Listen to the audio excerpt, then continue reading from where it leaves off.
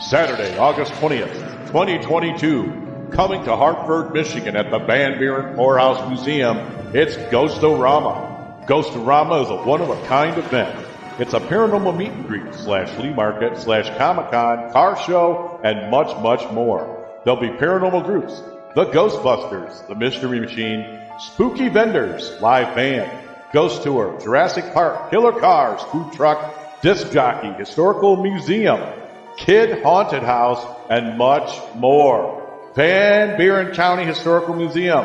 That's right, out at 58471 Red Arrow Highway, Hartford, Michigan, 1 p.m. to 7 p.m. It's an outdoor market, which is free to the public. That's right, you heard me. It's open to the public. There'll be a museum tour, $5 per person. Also, from 9 to 11, a ghost tour, $20 per person. That's right, Ghost-O-Rama is hitting West Michigan, Saturday, August 20th, 2022, at the Hartford Van Buren Poorhouse Museum. This is sponsored by Southern Michigan Paranormal's UnrestrictedRadio.com, the Great Lakes Ghostbuster Coalition, How to Halloween, Frankenfest, and the Midwest Parahistorical Society.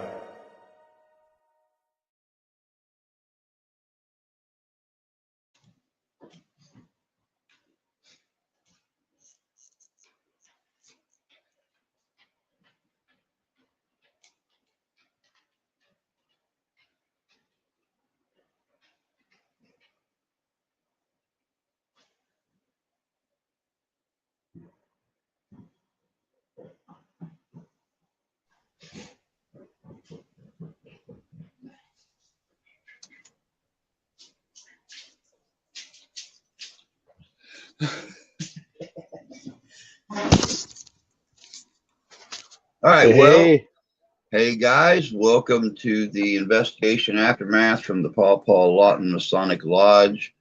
I don't know what's going on with StreamYards. Right now I'm showing a black screen on my phone. No, wait, there's Danny's advertisement again for Ghost-O-Rama. So, well, needless to say, something is going on with, there we go. Over here to my left or my right is Randy from Randy's Real Paranormal. He's the only one that's here so far. I guess everybody else had their shit to do or something. Oh, wait. Here's Psycho Hose Beast coming in. We all know who that is.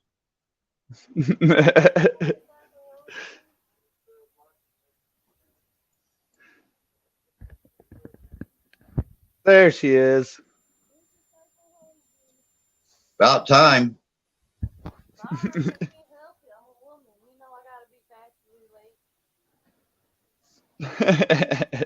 Yeah, but see, you told me you were going to be late, and Randy was actually at work and then had to catch up on what he picked up on Sunday night, and you guys still beat Tommy and Kennedy. Right.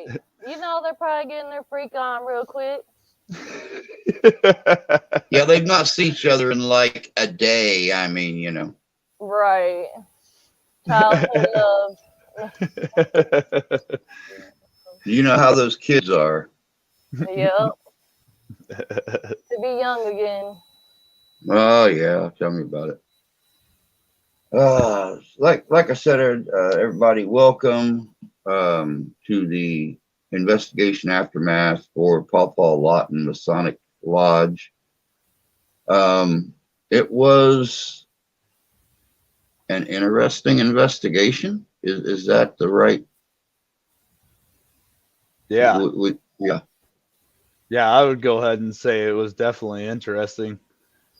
That's one of the first places I think I've ever pulled out my EMF meter, and everywhere I turned, it was steadily at halfway at like yellow or, you know, an orange.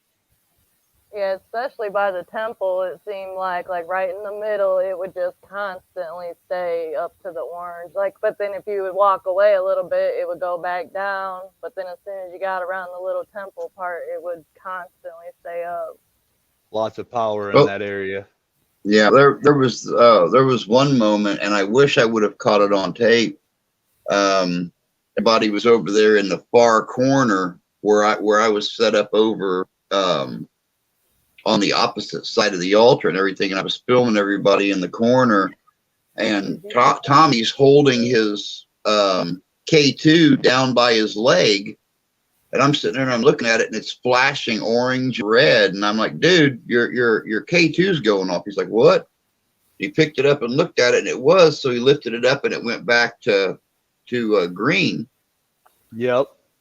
And then laid it back down. It went back down to, orange and red. I'm like, you're missing good footage there, because sitting there chatting, dude. Oh, yeah.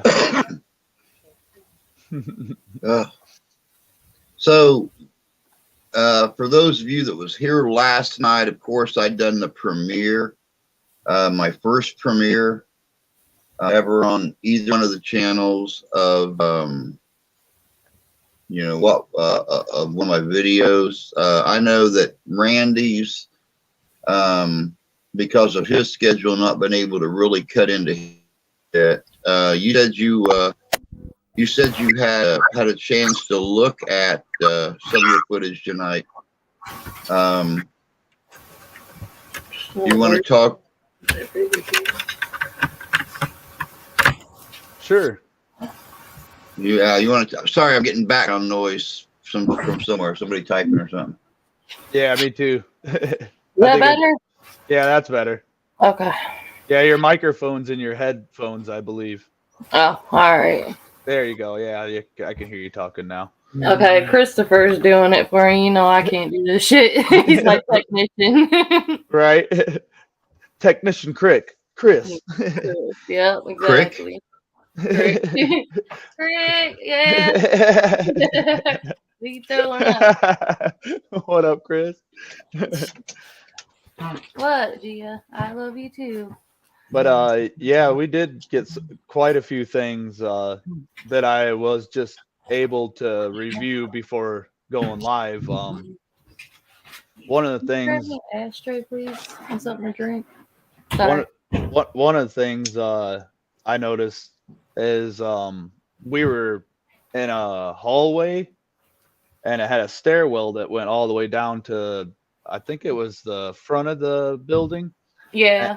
And so me and Heather started our investigation kind of down there. We had the Ghost Tube app running, and we also had EMF meter going just to see if anything was picking up. It didn't really seem to have any kind of EMF readings down there in that area, so we were kind of just standing around, and all of a sudden, just out of nowhere, it said grandfather, and we just so happened to be sitting by a handicap lift that went up the stairs, and I asked, maybe was this, a grandfather that may have had to have used this to get up the stairs, and I believe it said no, go away, and then it said grandmother. Yeah. It was like it kept saying it multiple times, I believe. Yeah, it kept on circling around grandmother and grandfather. Yeah. So we believed, that it may have been, an elderly person who may have rode that up that was trying to contact us there, but for a little while, not long though, because nothing else much happened down there.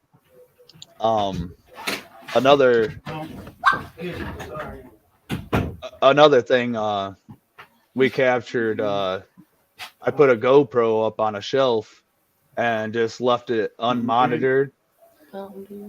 And smoke too. Sorry. And so we just left it unmonitored, and it was filming.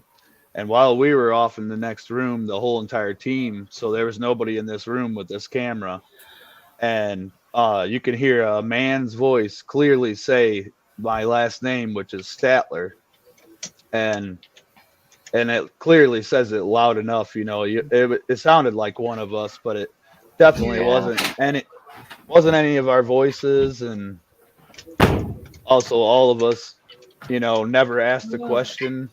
Nobody was like, "What's Randy's last name?" So there would be really no reason for my last name to come up. No, because nobody even said it. So, Randy, obviously, we're like Randy, but we're not Randy Statler. Yeah. We don't call you by your last Yeah, name. none of us do. No. I was gonna say, so it's very odd that it would say my name, and it says it so clear that it's not like a whisper.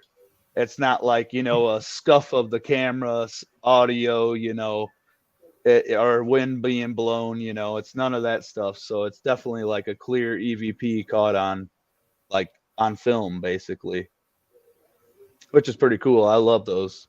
Yeah, I know I caught like multiple orbs while we were in the, I don't know what the room is, the room with the table, and we were all sitting in a circle, and we had it's just a meeting room. Yeah, we were all sitting there, and I was just kind of, recording around the room, and I actually sent it to Kennedy, but there was an orb that flies straight into Kennedy's face, and right as she does that, she like itches her nose. And then I think the EVP also said here right after that. So yeah. Yep, you sent me that clip. I reviewed it, and you could definitely see there's a blinking light that goes right across it goes like right in front of you too, Drew. yeah. Like, I'm surprised the REM pod didn't go off either, though. Yeah. Because it kind of goes right by that, but it doesn't always signify that a spirit has passed by it, because they actually have to put their energy and stuff into that REM pod in order for it to go off. Yeah, I just thought it was funny that she actually reacted as soon as it hit her face. So Yeah. You can't say it was she went like that for sure. Or, you know what I mean? Yeah, it directly flew right in her face. The paranormal music box and the interaction I had with the child was what really got to me. Yeah. Sitting there trying to play patty cake, or whatever you want to call it, patty cake, or CC my playmate, or whatever you want to call it. Especially when I started actually. Right. Whatever. And as I did that, the box would just light up once when I stuck my hand out. So it's like you could tell something was crossing the beam to make that contact with me. So Heather, being our sensitive that was there, when did you start to feel the presences in that place? How soon after you got there? It was almost felt like instant. As soon as we walked in, I had like a tightness in my chest, I guess you would say, and then especially when we were in the temple, it was extremely, me and Randy both felt like we were literally surrounded by people. Like there was actually guys just sitting in all those chairs watching us. And didn't it keep saying it was like disrespectful because I was kneeling down at the little altar thing, and it said disrespectful, and it said a few other things I can't remember right at the moment. But yeah, I definitely, in that room, the basement, I don't know what was up with the basement, because something was down there that kind of felt evil, I guess you would say. We did get demon came through on the EVP as well. So I know, and then I think that's where Kennedy got bit at or something. We were actually down there. Yeah, we don't know. Tommy and I looked at it in the kitchen, and it didn't as much look like a bite as it looked like something just grabbed her. Like grabbed her, yeah. And then I know when we were in the kitchen, it said bite, bite, bite, bite, bite on the EVP like 5 or 6 times in a row. Like literally. Oh, really? It wasn't like bite and then it waited. It said bite, bite, bite, bite, bite like 5 times. So maybe we're actually dealing with a child, and for some reason she didn't like Kennedy or something, or I think it gave girls a name. That's what Gabrielle. I was thinking. Yeah, we got Anne, and then I think Barbara as well when we were in the temple, I believe.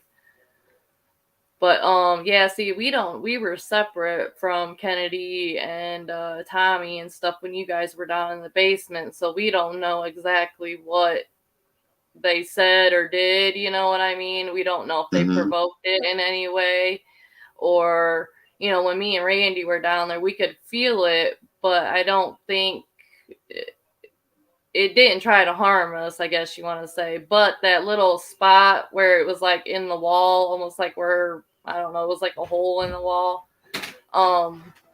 Definitely felt like something was in there because we were hearing noises. And then I think Tommy heard a couple of noises coming out of there as well. Yeah. So, like I said, we were kind of separate. Yeah. We were down there at the very end, and there, what I call the cave, where all the pipes were going back there. Yep. When hey Brooklyn, good to see you, hon. When we were down there, well, first when I was watching the footage of Tommy, whatever it was startled him and he tripped, and where all the bleeps were in my video. Whatever it was, I mean, literally scared the hell out of him. And then we went back down later, just John, Tommy, me, and Kennedy. And we were doing the whole, you do not have permission to harm anyone. You do not have permission to follow us home. You do not have permission. And again, they heard that knock, knock back there in the tunnel. And then Kennedy, Tommy moved away from the tunnel entrance, and I went on and I finished the foreboding of following anybody and stuff like that. And she started to see something peeking out from where one of the stones was missing at. And I mean, you there at the end, you can actually hear gas. She's like, I saw it right there. It's like a little something peeking out and then dodging its head back in there again. Right. So I'm really hoping, tactical. I'm really hoping that. Yeah. Huh.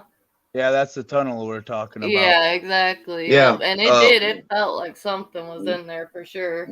Where the pipes go back on the, let me see here. It'll be your left side. Where that rusty pipe and the other pipe go back along the wall, right back on that edge where that big chunk is missing at, is where she kept seeing something peek out at. Right. I thought it was weird that I think they're here. I think they're here. Hold on. I sent you a couple clips too, Drew.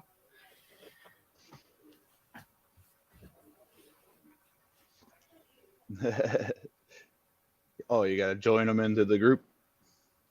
Yeah, I got to try to.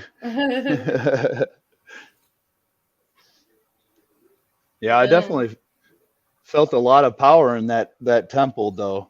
There was definitely something in there that didn't want to be seen. That's what I was gonna say. It felt like they were surrounding us, but we couldn't actually see them. I guess I was thinking they were secretive in life, they were secretive in death, you know what I mean? Yeah. So, I mean, why would they tell us anything when they're not going to tell us anything when they're alive? That's true. Y'all, stop getting freaky in there and turn your lights on. Actually, that's Danny. Oh, it's Danny. Sorry, Danny. I'm driving in my car, so don't crash. The lights on. Right. Oh, I won't. I'll be watching the road. I can be part of the show while I'm driving. I've done many interviews like this over the years. That's awesome. I was teasing Randy and Heather earlier. I said, Kennedy was on her way to Tommy's house. Heather said she was going to be late because she had to go to South Haven and was driving home. Randy got ungodly frickin' hours, so he didn't know if he was going to be here on time. So the freaky kids are the ones who aren't here yet, and everybody else managed to make it. So yeah, the old people. No. All the old people were on time, right? Yep. Mhm. So I just tuned in. I'm actually on my way to the Paw Lodge, taking this key back to Marty, and then we're going to have a little meeting about some lodge stuff. But that's why I'm driving. I'm on my way out there right now. Cool. So what did you think of the place, Danny? You were Danny is our I've been there- mentor investigator. I've been there before. Yeah, I've been there before as far as lodge business goes, being a Mason, been there for a couple of degrees, and I didn't really get much of a look other than kitchen area and upstairs, but being there Saturday, Shane Feek and I, kind of representing the SMP, we went in there Saturday night because we kind of wanted to do get a look at it, see what it's about. Dan Monroe, who's on my team, he was our worshipful master in Mattawan. He's now changed his officership. He's a senior deacon, I believe. And I wanted him to be there, but he ended up having, family issues. So, then my other guy also was busy with his girlfriend. He's a young guy, so I can understand that. It's in Chicago. So it was me and Shane. And what the overall thing that I will tell you at first is that we kind of did a base reading of the whole place because Shane, you guys, some of you have seen the board that Shane has built. Randy's seen it. I know Drew has seen it. And all the handheld stuff that we are all using is all on that board. It does everything that we have in our handheld systems, just does it on that board. So the weird part to the whole thing is that we noticed that there was a high EMF count upstairs in several locations. So the first high EMF count, which would have, set off some devices and done a lot of weird things where the old incandescent bulbs, well, not old incandescent, but they bought those new incandescent bulbs, those twisty bulbs. Mm-hmm. And they have, they got the gas in them. And those things are notorious for, excuse my French, but, fucking up our equipment and setting off EMF meters. And they won't do it on a regular basis. They'll, it'll come and go. So that bothered us. So we turned the lights off. But then we realized that the heat is connected to those fans. And those fans are old. And those fans also give off a very high EMF. I mean, Shane was beside himself because he couldn't, in that computer, it just kept reading really high EMF. So that's what we did as a base. We found that to be the same in the pool room, the billiard room, because there's old bulbs in there and we were just getting EMF spikes that were just insane. So what we did, is turn off all the lights the best that we could, and we just tried to operate that way. As far as wiring in the place, I would tell everybody up front too that there's a lot of weird, strange wiring in there. You guys that were in the basement before you turned the lights off, you saw where there's old wire stuff hanging everywhere. And that's not a bad thing. It's just, they're no longer using a lot of it, but some of it's still live. And you guys, where you were sitting at that table in the foyer, Drew, Randy, all of you guys, right behind you, not where the glass case is, but right behind you before you enter temple, you open that closet door, the furnace is right there. Yeah, there's an upstairs furnace. So whatever you guys were getting hits near there, something might have been caused by the switch box in that fuse or in the furnace. Because when that furnace kicks on, there's an electric switch in there. And so I'm just throwing out some stuff to you guys because I thought about this after we left. And at the time, it was totally not in my head that the furnace was right there next to you guys when you were getting all the stuff. So I'm not telling you that's what it was. I'm just letting you know that it could as far be, as what we right? did. Yeah, we were just me and Shane were just trying to regulate some stuff so that when you guys went in, you kind of had some information in advance, but there's a lot of it that I forgot about. Shane talked to me today and kind of reminded me of some stuff. So I kind of fell short for you guys on some of that stuff, but it's an amazing place. It's 1883/1884. There's two dates that are given. Dave Sage told us, I think 1884 Saturday night when we were in, and that's not the original Mason building. So the original Mason building is across the street next to Brewster's. So I don't even know what we would do to try to get in there because I know the owner's kind of a crabby person. But outside of that, No, I don't know what that building was used before that, and I don't Right. exactly know when the Masons moved over there either. I don't. Marty says he doesn't know either, and he's the worshipful master. So, what did I Yeah. think of it? I think it's a great place. Obviously, I mean, they have a lot of history, Yeah. historic items and aprons and things in there that, I wish that we could put up in our lodge. We're scrambling right now in our lodge which is my job as a steward also, is to build up a historic area. And all those photos you saw up there are people who were Masons, like in Lawrence. Most of them are from Lawrence area. And once they shut their lodge down, they just brought everything over to Paw. Right. And Oh, wow. the sad thing is with Mason lodges is that every year we're seeing 3 or 4 in these really small towns, that are they're shutting down. They can't get the younger generation involved in its membership, and that's kind of sad. But Right. I guess if I'm going to end this by talking my fool head off as I have already, it's a dynamic place, and I felt something the first 2 times I was there as a Mason. I told the guys that. I said, I feel a lot of people here. I just couldn't hone in on it. It was the same with you guys. There were so many people there that night. It was really hard for me to stay focused on trying to feel things out. Yeah. I thought I saw shadow movement in the temple several times when I was in there by myself. I remember one point before you guys opened up the doors, I think Randy came in to grab some batteries or something.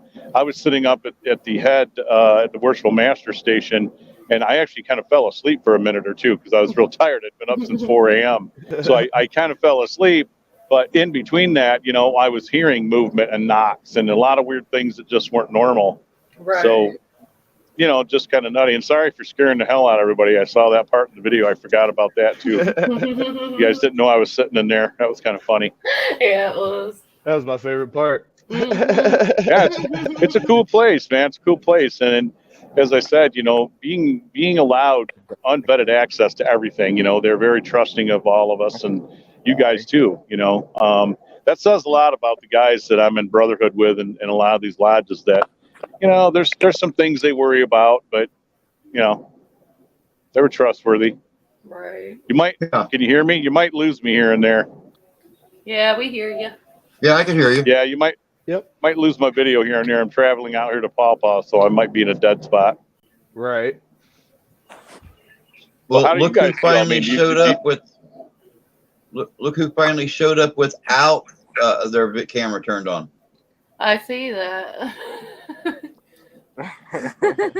Tommy amongst the tombstones. Where's your faces? We can't see you. We didn't feel like being on camera. Oh, you naked still? You want to be naked? Are you saying we're going to need a long lens? Is that what you're saying? Mm-hmm. Pretty much. Well, it's like I said, they haven't seen each other since yesterday morning. So I mean, they're like probably just dying, by the time she got over there tonight. I wanted to ask all of you this, though. I mean, I know that we all, we stay up late and we're tired from staying up late and whatnot, but did a lot of you guys feel a little drained, as far as that goes? Oh, yeah. I know I Yeah, did. pretty much. Yeah. I did after the first 10 minutes in the temple. Yeah. Whatever Yeah, I mean, thumped me in Monday- my chest drained me. But I can't get like I said earlier, I can't get the paranormal music box out of my head and the interaction I was having with Gabby.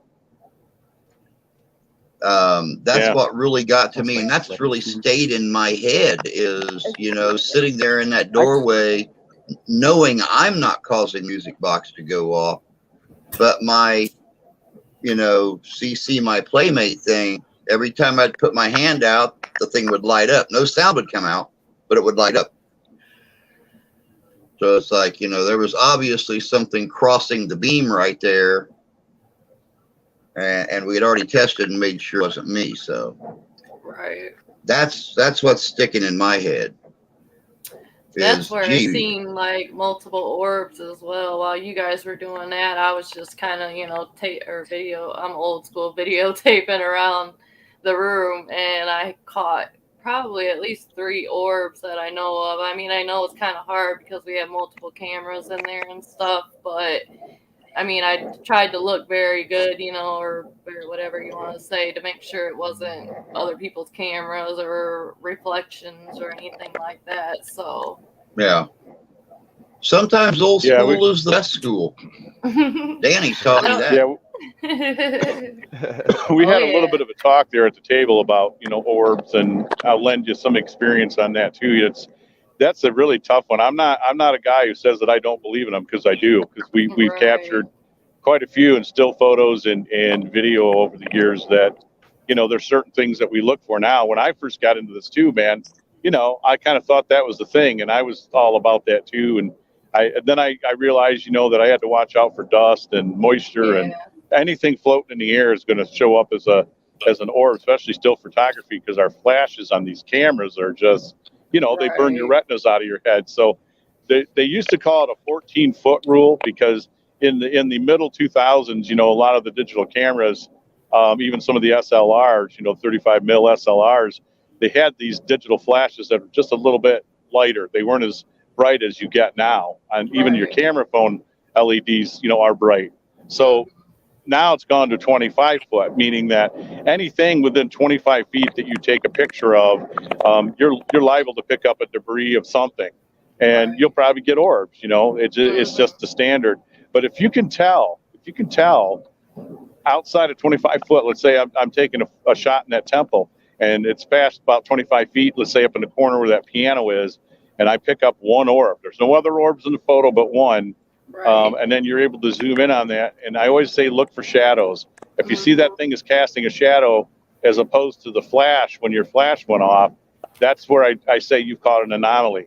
I won't tell anybody it's a ghost. I never will. But I tell people that should not be there, that you should not be picking up weird objects like that. And the other stuff, you know, movement goes through IR cameras and video cameras too. You have to really be on top of your game and really scrutinize. I like that you did that, Heather, because you really got to look at them and scrutinize them, and just be on the ball, you know, because a lot of them are going to be, you know, natural explainable stuff, and there's a lot that's not. So that place was so dusty downstairs in that basement. Oh yeah. You know, you probably could have just you could have moved your mustache hair, you know, by breathing out your nose and set off a whole orb storm. So, you know, and the thing I would say, look for too, guys, you know, when you set up those, when you're doing stuff like that and you're in the dark, we got used to setting up IRs, and we make sure they're in camera view, so that if orbs start to show up and we're taking photos and that thing starts to go off at the same time, you know, bingo. Why would that happen? So you caught something. Trapper. No, I didn't get fondled. At the very beginning of the video, I done the premiere last night, and on here, and at the very beginning of the video, I was in the temple, and you know, it gave me a couple messages, and I guess I didn't respond the way that it wanted me to, and it's like I got a thump right here, and I mean, it just drained me. It took my breath away. It's all on film. It's all right there at the very beginning of the video. And but no, now the one that still got me dumbfounded, and Heather and I were just talking about it a few minutes ago, was when Kennedy thought she got bit. And you know, we had talked about that, and you know, we didn't want to really, you know, go out on a limb and tell the brothers that there was some kind of an evil something there that was biting people and everything. But it looks more like she got grabbed or something. But Heather was telling me that right before she felt that, the voice box said, bite, bite, bite. And we were in totally different areas. We had no idea what you guys were doing, or that even happened until the end. We were up in the kitchen when it said bite multiple times in a row. So we had no idea until, you know, the end. And then we all met up together, and Kennedy was, you know, showing the picture and stuff. So it definitely was kind of weird. Yep, and that's again, that's perfect. You guys, you know, like I said, make sure that you continue to, you know, lock those two things in together, because that to me is pretty substantial to tell you that something's going on. Obviously Yeah. something's happening. You're in two different sections of a place, and so when I heard that, then I was more kind of not to upset her or anybody else, but when I hear that story off the start, I'm just like, yeah, okay. And then you show me the marks, and I wasn't sure where I was with it, to be honest. But I cautioned, just to, because we don't know how, when they reach out and touch us or when they do other things, what exactly this stuff does. As far as is it John's the other camera guy, right? I always forget his name. Yeah, John and Joe. John saying that he felt like he was grabbed in his testicles in his private area. That's serious stuff. Wow. I've been at places too where that's happened, and we've had guys say, "Man, I'll just say it. We're adults. My balls hurt." Right. We've had women instantly get cramps and not feel well, Right. and that could be a fact that they're reacting to something going on in the room. So I don't doubt it in the least, but at the same time, we just don't know what's happening there, because I don't know. I wouldn't want to think something's in there, but again, I don't know what was in this building before, and that tunnel used to go across the street. I'm actually here now, so over there is a short building area but that's something new that I can tell they probably put in the 50s or 60s. So if you look at old photos of where we're at here with this lodge, there would have been very old buildings across the street too. And we know in Kalamazoo that when they had tunnels like that in inclement weather and really bad winters and stuff, this is what these people were doing. They would go use these tunnels to go back and forth to each other's businesses, and that's what they did. And some of it's connected to bootlegging and everything else. So who knows? Right. Who knows? Exactly. Yeah. Well, and when we went down there at the very end, when Joe and Tommy and Kennedy and I went down there, not only did they hear the noise again coming from the tunnel, which again startled Tommy, and he didn't want to be anywhere near that tunnel. Kennedy was still filming, and she swore that she seen a shadow peeking from around the corner down there in that tunnel. And I mean, you actually there at the end of the video hear her gasp, because this thing just like full on like sticks, well, what we can only guess to be a head out. And look, but that wasn't the only shadow that we picked up there. So is Tommy, Kennedy, is your mic on? No.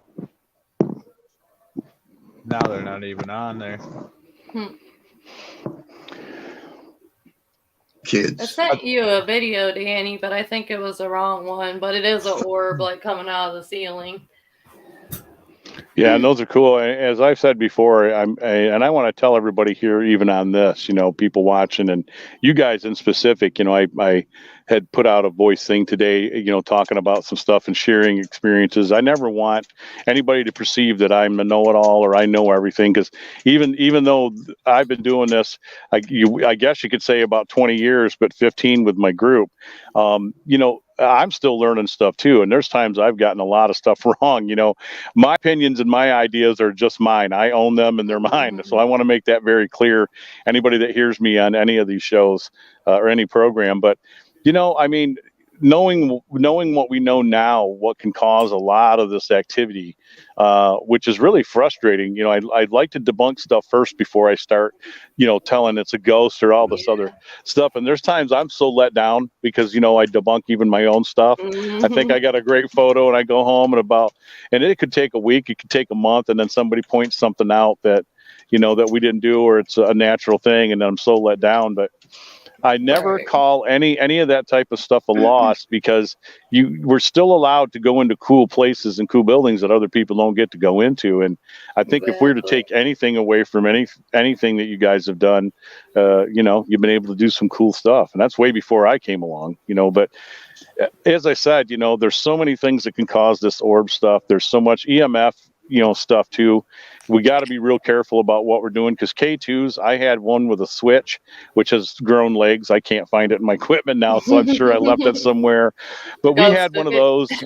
Yeah. We have a couple of Mel meters. Noah's got a Mel meter. Shane's got one, but he built that board, so he never brings it out. But there are so many good tools that we're using, that aren't made for really ghost hunting. That's made for other things, but.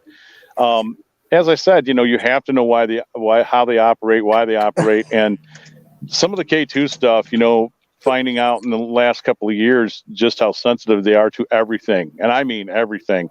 We could have our phones even on air, or not on airplane mode, but have our phones off, and if we don't, unless we put it in airplane mode, we could be getting a notification, not thinking it's interfering with anything we're doing, and it can be in another room too. And that can set off K2 meters. So there's a whole bevy of stuff that I try to rule out first before we do anything. Doing bases, good advice. Doing bases of any place a base reading on your EMF meters together. Walk around together, check the walls, check the switches, go up to the lights, the outlets, anything. Do that before you start investigating a building or a house, and write it down what the base reading is, because 0.25, that's kind of high. If you're like 5 feet away from a light switch, seriously, there's one upstairs. Yeah, there's one in this lodge, and I got to tell them tonight. So I had my EMF meter out, and I'm about 4 or 5 feet away, and it's going off. It's a light switch. That means you've got some light, you have wiring in there that needs to be shielded. And the reason you want this stuff shielded is because the EPA will tell you guys that if that's hitting you and you got the lights on and we're sitting in there for hours at a time, there's those of us who are sensitive anyway. We're hypersensitive to that, and you'll start hallucinating. It causes soft tissue damage. No joke. Early cell phones, they were saying were causing cancer because of that very thing. They didn't have them shielded correctly, and they were causing tumors. So, there's a lot to look into. But it's not a tumor. It's not a puma. It's not a tumor. Yeah, you can pet my fatted. It's a weird thing, man. There's so much to this, but then at the same time, I never want to rob anybody of the experience, because you guys having these experiences, it's good to watch. It's very fun to watch. That's why when I brought you, when I asked you to be part of the group and you agreed to join, automatically, man, you were the mentor investigator. You have more time in paranormal investigating than the rest of us combined. And we can learn from your successes, from your failures, from your skepticism, from your acceptance. We can all learn from that. So, and I want to tell you that I was very early on. I'm just like a lot of you guys. I watch a lot of what I went through in me, back in the day too. And I used to really, people had to pull the ropes in on me, and here I am running the group, and I was skeptical at the same time. But the minute I thought we had something, man, I was all over that shit like there's no stink, and and I was just like, I got to pull myself back, and I got to start looking at all the possibilities first of what this could possibly be causing, any of this stuff, and then go after that. And once I did that, it was more of a reward when we got hits and we got good stuff. Getting Class A EVPs is still, it's still a cool feeling that you get something that you can hear with your naked ear, and that's all you've had to do is maybe turn up the volume or something. So it's and those are getting rarer and rarer too. I tell people the dead outnumber the living. That's a very true statement, because we as mankind have been here for thousands and thousands of years, and dead people are there. I felt that I've worked locations, at times too, guys, that I look at the underground, the geography of what's going on. Is there quartz and limestone and all this stuff underground? Is there underground rivers? Because a lot of this stuff adds to the paranormal too. So then you right, Heather. And so you start from the bottom and you work your way up. Is how I started to do some things. And we did some Native American stuff that all sorts of wacky shit was going on. I can't tell you now. I couldn't figure any of it out. I just said, hey, I'm part of this paranormal experience. I'm not going to try to explain it. And here's what I got. And, it's a cool thing. And I used to think I was out here trying to change everybody's mind, all the skeptics. And I really was. I really thought I was out here trying to change, because I wanted to know this stuff is real, damn it. I'm telling you, Right. I've seen some weird shit that would turn you white. You know, I have, and I'm not doing that no more. And the haters too. You know, I will tell you guys as individuals, individual groups, you know, Tommy and Drew and Brandy, you know, running your own groups, you know, there's going to be times you're going to get haters. They're going to come over and say some dumb shit to you.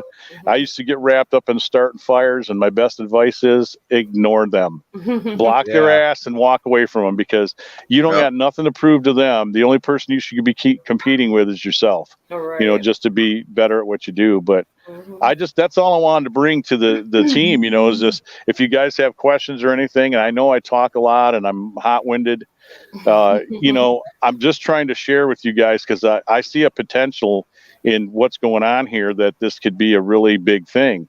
Right. You know, and that's all I'm here for. And if I say things, or somebody feels like I'm being too critical if I say something, you know, just let me know. And because I want to maintain my friendships with all you guys too. So I'm always worried about saying anything or stepping in and doing some stuff. But, you know, I mean, if I were to say anything in a retrospect after this investigation, you know, there's some things that we could all work on. But I had a good time. I watched you guys individually do your thing. I left you all alone as best as I could. I really wanted to just observe, you know, that night, and not really work my stuff. And I worked very little. My whole thing was, I just want to sit back and watch you guys and see what you're doing. Yeah. Because I can still learn from you guys too. There's stuff that you were doing that maybe I didn't do. Well, see, I was really glad that you brought up the K2 meter thing. That's the reason I don't use my K2 meter, just the standard one with the different colored lights on it. I got that new digital K2 meter because it's not as sensitive as the generic K2 meter, little gray box with green, yellow, gold, red, whatever lights on it.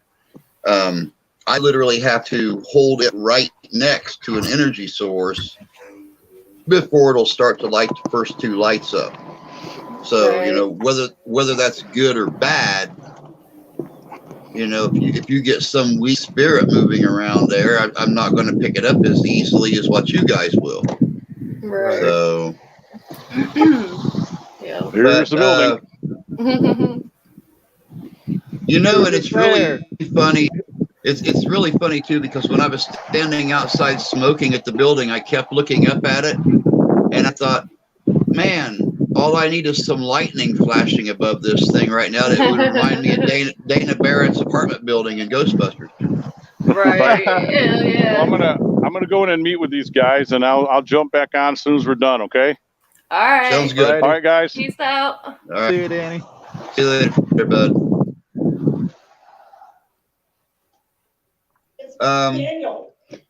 Tommy Kennedy. I'm trying to close this. What do you want? What do you want? I want to know what you guys seen on Sunday night. I want to know what you guys felt in that place. I mean, besides Kennedy getting her leg gnawed on. Go ahead, Kennedy. You go ahead. Ladies first. I don't know. I don't know what to say. Talk. What do you mean? Like, what do we saw? Like, did we? Obviously, I saw that weird shit in the basement. That literally I never want to go back to again. I noticed a lot in the temple itself. There seemed to be something going on there from a lot of our devices and stuff. But, you know, Danny was on here talking about, you know, something to do with like the lights and stuff like that. So that could have been a possibility.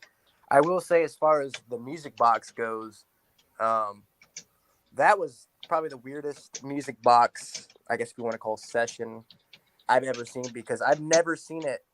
Like, I bet you we turned that thing on and off like 10, 15 times. And still, every time I would recalibrate it and it would come back on, it would continue to do what it was doing in that threshold of the doorway between that room we were in with all the relics and stuff on the table, and then the temple itself. So, and I remember because I sent you guys the video in the group chat that when I got back home, I was like, well, maybe this thing is like freaking busted or something, or like something's wrong with it. But sure enough, when I got home, I sent you guys a video. I recalibrated it, turned it on in my own apartment, and nothing. It didn't go off at all.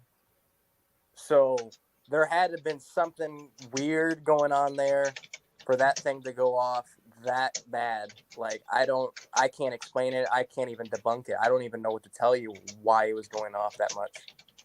Whether it's, paranormal activity or what, but the thing is, that thing goes off by motion. It's not like it reads EMF readings or anything like that. It's motion. So what the hell was making it go off constantly? Because it didn't matter where we set it in the temple or wherever in that room, it still went off. That's probably one of the things that had me scratching my head, like, how is this doing this? And then of course the basement, which, yeah, that was a whole nother story. That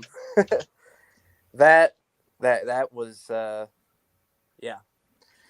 But Kennedy, tell about you getting like scratched and everything, or bit rather. That thing, because that was all around the same time, right before we saw that. Well, I saw it was weird because I was like filming Tommy and everything, and all of a sudden,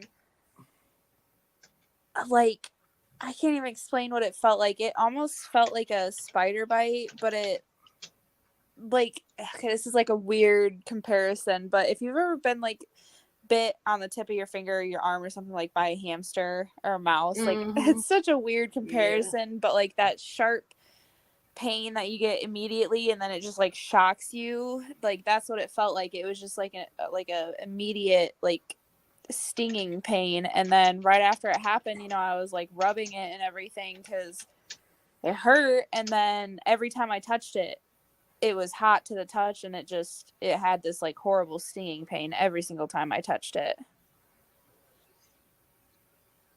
And then explain, like, well, so that happened maybe like a few minutes before, yeah.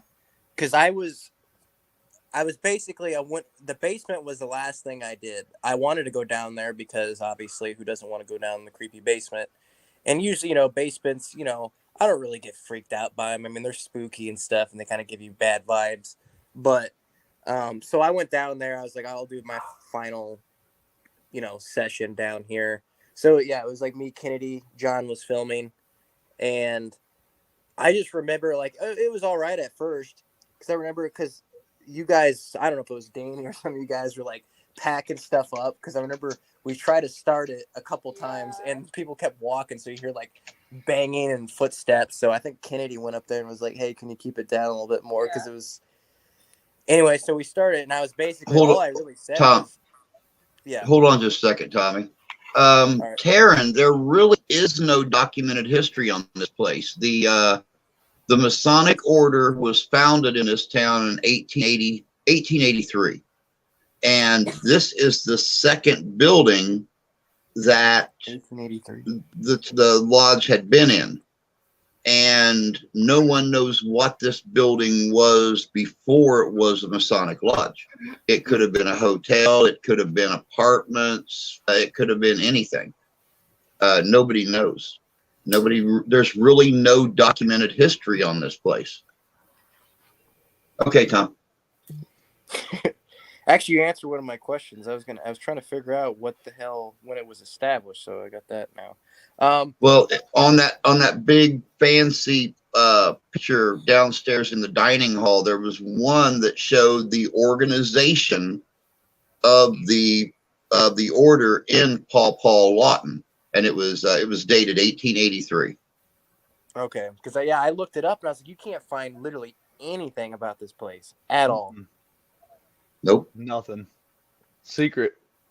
Yeah, all of the supernatural interaction that's happened in this place over the years has gone basically undocumented. It's been kept in the confines of the Brotherhood, and with Danny being a Masonic member, he was able to get us in and find out some information from one of the masters at that lodge. And he's the one that told us, he's been there and heard things, felt things, actually been physically touched and nobody be there, things like that. And that's the reason that we got the chance to go in to investigate it. Kennedy, I want to talk about the tunnel.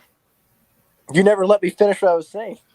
Well, then start talking again. There was a space there. It was like 3 seconds long. You could have talked more. 3 seconds too long. Well, I was explaining like how those events occurred down in the basement, because, like I said, that was the final session I was doing that night, and basically what happened is I basically said, You were kneeling down. And... No, it was.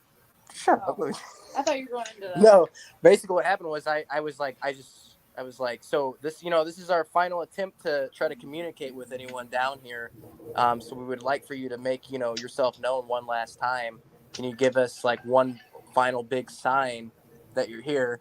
And I guess one final big sign meant actually showing yourself, which, because before that I said, as well as like, you can make some taps and stuff. So I was like, can you do this? And I tapped 3 times, and then it was over like a span of like, I don't know, like a couple minutes, but we got 3 taps. And that was the one, Drew, when you came down there with us and we heard that noise, that was the same exact noise. We heard the 3 taps. So it was an increment of 3, but it was kind of spaced out. And then when I had my back towards that tunnel, I just got this really creepy feeling of like something watching me. So if you watch, once I have my video out or whatever, you'll see me kind of look back and then look back at like John and Kennedy, because I was like kind of sketched out. And then I just like happened to glance back, and I saw like this like shadowy, like almost like head torso like peeking through that little opening in the corner. And like just it like in the corner of my eye. And now I haven't looked at the footage yet to see if it actually can see it. I know it's kind of dark, so I'm not sure yet. But I remember I saw that, and I just started like getting up and running. And I remember running into that damn whatever that metal thing was, or I don't even remember what it was. And I remember I scared the ever living shit out of John and Kennedy. They were freaking out, and yeah, it was. Oh man. Yeah, that was an experience. I don't think I've ever been so scared in my life at an investigation ever. I actually said a little bit earlier that that time when Tommy was down in the basement and they heard that noise and he tripped over something, and when all the bleeps were in my video, because it was like it was like beep beep beep beep beep. I mean, it's Morse code there for a little bit. And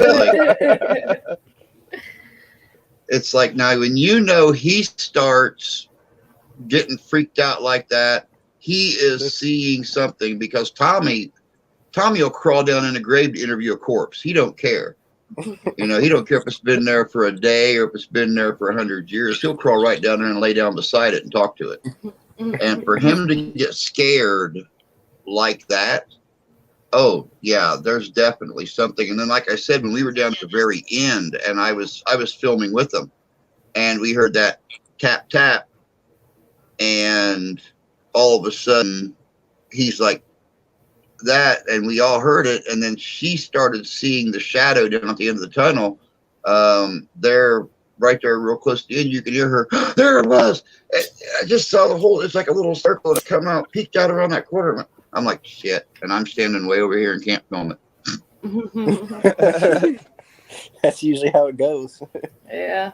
I think that happened to me and Randy in the temple, and it was right towards the end as well. And I think I had turned around and seen out of the corner of my eye. I was like, Randy, I just seen a figure, but I was too scared to tell him what it was, because I was like, if I tell you, you're going to freak out. And I'm like, the shadow, it was like a black shadow. I mean, I seen it full on, but it was out of the corner of my eye. But it looked like a goat man. And most people know the goat man as being the devil. So we had also got EVPs saying devil, demon, and this seemed to be happening towards the end of the night when we were actually getting ready to leave around 2:00 in the morning. So, and I think, you know, that's 2-3 o'clock in the morning is the best time, you know, for them to come out. The veil's open, I guess you want to say. So I don't know. That was right towards the end. It started getting a little, you know, more scary, I guess. And demon and stuff. The second thing I got on the voice recorder was when I asked, you know, who was communicating with me, and it said God. It's like, okay, we know it's not God, because God wouldn't come up and thump you in the chest so hard he took the wind out of you. Right. And I gotta let you guys know too that when that happened, if you'll remember on the video last night on the premiere, the very first thing I did was reach for my radio, and well, I called for Danny, because Danny was sitting in the temple with me, and he apparently got up and left. But I reached for my radio and I called for Tommy, and he didn't have his radio turned on. So I would say probably 7 or 8 minutes spanned out from the time that you seen me in that clip till I actually made it in or out of the temple into that foyer where we were all sitting at together at the table, and then made an immediate left and went into the billiard room, and that's where Tommy and Kennedy and John and Joe were at. And I walked up and just kind of turned on Tommy's radio and then told him what happened, and it was like, what? Oh yeah, it wanted me to stroke. Right. It was I really believe it was asking me for that Masonic greeting. It was asking me to stroke my chest, and I didn't, and I got knuckle popped right here, and I mean, it just drained me. A couple of times I actually thought I was going to fall down. I got so drained so fast. And thank God they were only like 30 feet away, or I wouldn't have made it down the stairs if they were downstairs somewhere. I'll tell you that right now. I would have had to sit on the steps and butt my way all the way down to get to them. Yeah. Smother another. What were you gonna say, Randy? Oh yeah, on that ghost tube, we kept on getting why are you here? It kept telling us to leave. Yeah, it kept telling us to leave, and why are you here? And to leave me alone. Yeah, leave me alone. Yeah, they seem to be very like they didn't want us there, I guess. Like, well, and I thought about it too. I was like, well, Heather was like next to me the whole entire night, so you know, pretty much anything they may have been saying, they might have been saying it, you know, to Heather, you know, like, because she is a woman, so yeah. And she was like next to me the whole entire time, so all the stuff that could have been coming through the app could have been directed towards her. But you know, I'll have to review all this footage to kind of put everything together and see exactly what we got. And yeah, I still got to go through mine as well, but I know I already caught, like, I think I sent it to you, Drew. I don't know if you watched it yet, but there's an orb that comes out that I might have already said this earlier, but we're sitting around the round table, and then it hits Kennedy in the nose and literally scratches her nose right after that. So I thought that was kind of, you know, I don't think it was a piece of dust or a bug. It didn't look like a bug or anything. So yeah. I mean, it was just. There's a lot of skeptics out there that try to debunk the orb thing, a bug, a piece of dust, anything. Yeah. And I mean, if you guys have watched my videos, you've seen when Tommy and I and Amy from Mindless Adventures all went out to a certain little road in South Bend, Indiana, and investigated, and we got that purple orb. Yeah, I remember it's that video. It's really hard to debunk a purple orb. Yeah, Right. you can't. Yeah, exactly. There is And no that thing purple stays dust. there. There is, yeah, it stays there for like It was 5 just like- minutes. Just Yep. so, but you know, especially down there in the basement, even I picked up a lot of objects blowing around. I seen that. Yeah. So I mean, you know, are they entities? I don't know. God only Right. knows if they are. You know, Yeah. how do you tell them apart? Well, when I'm doing an outside investigation, that's why you'll see me a lot of times repeat clips and slow them down or move into them so you can see if there's a tail, see if there's a set of wings that you're just not catching at 8 feet away. So I'll try to bring it to 2 feet so you can see if it, you know, there's all kinds of ways of studying an orb. That's what takes me so long. That's what takes me so long. I mean, Tommy's always telling me, how do you do it? How do you go out and do an investigation all night long and still have your video up the next day? Well, easy. I got home at 3:30. I didn't go to bed. Right. I came straight in the studio. I hooked everything up and I started rolling through all the footage before I started putting the video together. And it's like, okay, all right, this could be explained. This could be explained. This is kind of, Right. you know, this can't be explained. There's no way in hell that could be explained. And that's what I try to stick with is the no way in hell that could be explained thing. Yeah, see, I always try to make sure, you know, like I was literally like, you know, videoing the whole room for, I mean, let's see if I can do this. A while. And I didn't see not one orb or not one piece of dust or anything flying around. So, you know, if you see a single light, I guess you want to say, after, you know, you haven't seen any. Yeah, see that? I can see that. That's what I'm kind of just showing, you know, how that's all dust. Right. See all that like flying. Like you can actually tell there's multiple things. So I would say, okay, that's probably dust, especially when you're in a basement or something like that. But when literally I videoed this room for 10, 15, 20 minutes all around the room and seen nothing. And then all of a sudden, you know, orb comes out of nowhere, hits her in the face, and then she scratches her nose. And then it's like, okay, that's kind of weird. You know, that I try to make sure I debunk it. You know, I am kind of, I don't want to say I'm a skeptic because I can feel this stuff. You know, I felt the energy. It was, you know, it was heavy there. It felt like you were surrounded, but at the same time, it felt like they were hiding. So, yeah, you know what I mean? You could feel it. You know what I mean? It's a gut instinct. Yeah. So, as for the investigation at the Paw-Lawton Masonic Lodge, and I don't care who goes first, who responds to this first, what was the weirdest thing you've seen or felt there? And like I said, I don't care who goes first. I don't care if y'all go clockwise, counterclockwise, hopscotch. I don't give a rat's, but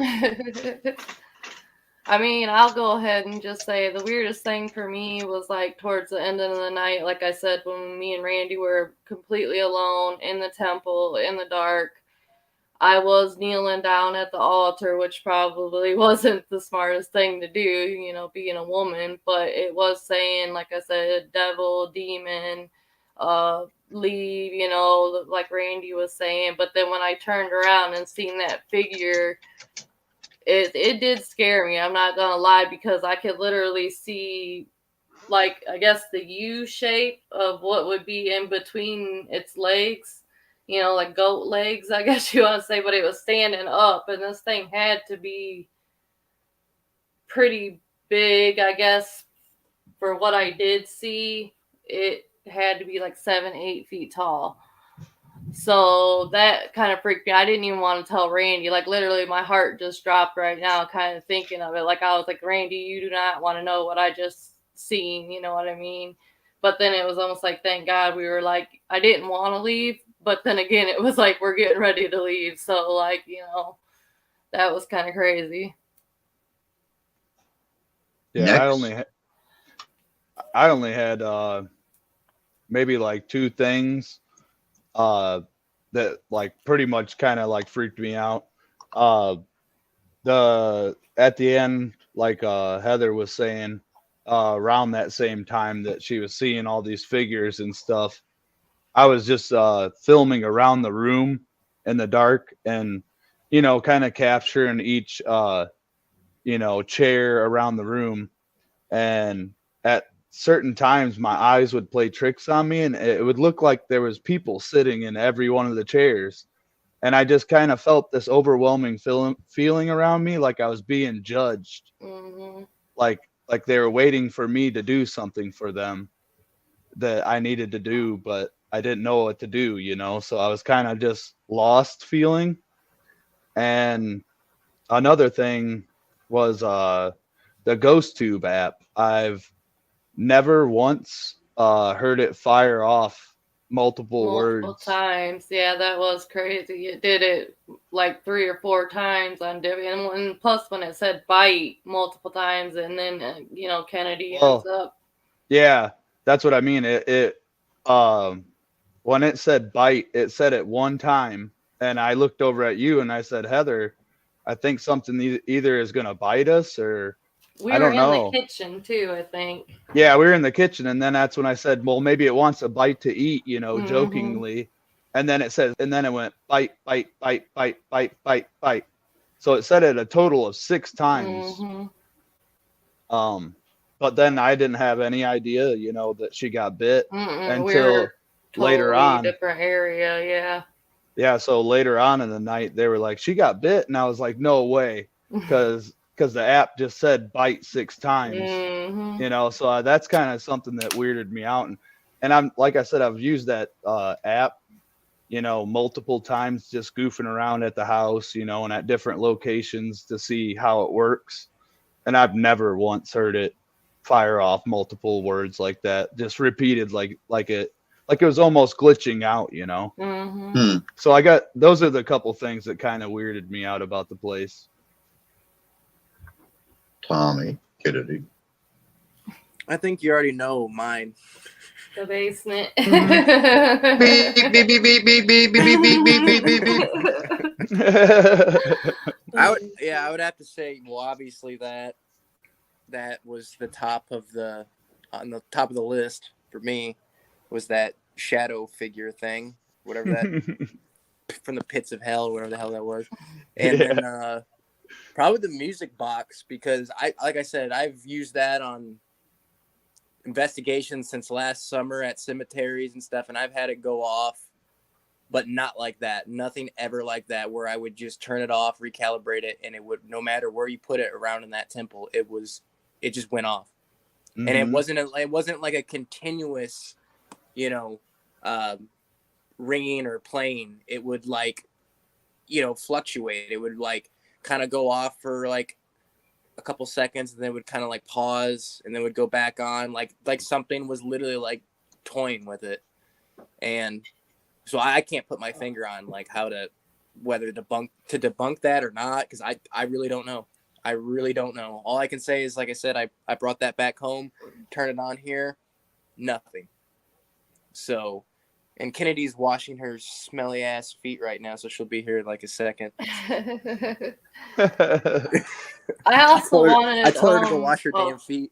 But I wanted to say, I forgot, when me and Randy were up in the attic part. I don't know if anybody else went up in the attic. I never got to go up there, actually. Oh, it was crazy, dude. It was literally just wood stairs and it was what, 3 trap doors or something, 2 trap doors, where it was almost like levels. Yeah, it was different levels. It was crazy up there. But I remember we were up there and Randy was in front of me, and I was kind of looking down, and I could see the door. The door was open, you know what I mean? But then there was the other door that was like this. Well, all of a sudden, this door pushed open like somebody was going to come in and hit our door, which it moved probably a foot or two, like it was trying to close us into the attic. But at the same time, I'm not going to say I can't debunk it, because I was waiting for a person to come through.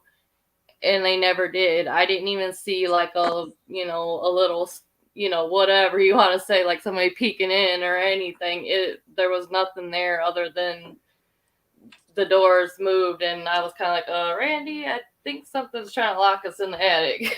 Where the hell was the attic at, anyways? It was like in a closet. Wasn't it by the men's room? Or no. It was where that It was by the stairway. Yeah, with the lift. Stairway with the lift. It was right at the top. Danny showed us. It was in a closet. It was freaky. It was like in a little tiny ass closet, dude. Man, I wish I could have went in there now. It was freaky, dude. It had like tree fort, like a ladder that you had to climb up the wall. And it was steep. It was freaking. And you had to steep, open the ceiling. like a hatch. Yeah, it was crazy. And then there was one level, and then there was more stairs, and then you opened another hatch, and then that was the very top of the attic. Yeah. So there's like a whole nother room up there. Mm-hmm. You were talking about that door. I remember that door earlier. That door when you first walk into that, where the stairs are there and the lift thing. Yeah. I remember telling you guys, I was like, did anyone just like go in there? Because I remember seeing the door like in the corner of my eye, like it like shut almost. Or was either shut or opened a little bit. I don't remember which one exactly. But I was like, did someone just go in there? And they're like, no one's in there. And I was like, I swear that door just moved. Yeah, I remember you telling me that. And then I was like, are you sure it just didn't latch? And you were like, no, it like opened like somebody came in. And that's the exact same door that Heather is talking about. That's what I was saying. That's crazy. Wouldn't it be like the same door? Yep, that's the same. That's the same door that swung open. So it swung open twice that night. Yeah. Unfortunately, no one got it on film. Yeah, I don't think I did. I don't think I did either. Since Kennedy's washing her stinky ass feet, oh my God. You can tell that you're really getting attached to somebody when you let them wash their stinky ass feet. Paul, you keep jokingly mentioning the balls thing, and I really kind of wish John was here because he got it so much worse than I did. Like I said, to me, it reminded me of when my boys were real little and they would run up to me like they wanted picked up and they would accidentally headbutt me. That's really all I felt. And Joe, the ghost has good taste. He was going after Heather. Danny just told me that the building was established in 1884 and that and in 1887 the Masons moved in. That's what he told me too. Okay, well, he found out more because he's at the lodge right now, so he must have found out from the brother that's there. But anyway, for me, it was definitely the music box. Definitely the music box. Interacting with the child, if it really truly was a child, interacting with that child. Definitely getting my energy drained at the very beginning because of the miscommunication that was going on. I didn't really put much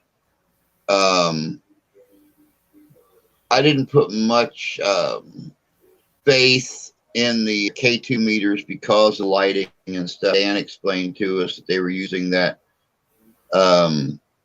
new lighting, and it's always throwing off electrical forces and stuff around. But definitely the interaction with that child, trying to play patty cake with and stuff, and then the K2 meter or the music box responding as I was putting my hands out, the light coming on, but no sound coming out of it. And as you guys seen in the video, I adjusted myself several times to make sure I wasn't interfering with the beam. Backed up and everything, yeah. So, yeah, those two instances. Of course, my favorite part of it was getting that clip of Tommy damn near killing himself in the basement because whatever scared him enough, it made him jump, and he didn't want to be there no more. And to scare Tommy Tommy's like me. He has no fear. He don't care. And for something like that to happen, there's something there. Also, that spot was so treacherous to get out of. Mm-hmm. I think that's why I was kind of scared of it, to be honest myself too, Tommy, when I went down there, is because I had the Necrophonic app and I set the EMF meter in the dirt, like right in front of the hole. And I said, if there's anything back there, just come up and touch the EMF meter. I said, or come up and touch me. I was, right open with it. And I had this fear, like I needed to get away from that hole.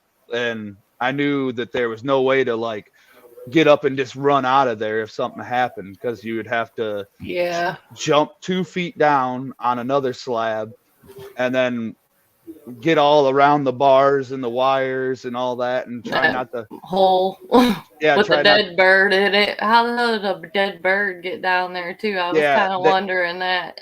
Well, they had a septic tank, or what do you call it? Yeah, one of those drains. Yeah. And it didn't have a cover on it, so there was a dead bird in there, and you didn't want to fall in that thing trying to run out of there. Right. So it was kind of scary. I almost broke my neck walking down there, because you had to go in on a level floor and then dropped like 2 feet to the next level of the floor. Yeah. And everybody was in front of you with their lights on.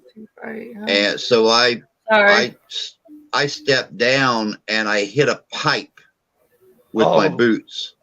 And just as soon as I hit that pipe, my left leg starts to get, so I lift it back up real quick. It was a metal pipe, almost broke my leg going down there, even to get to where they were at. You could see in the cave.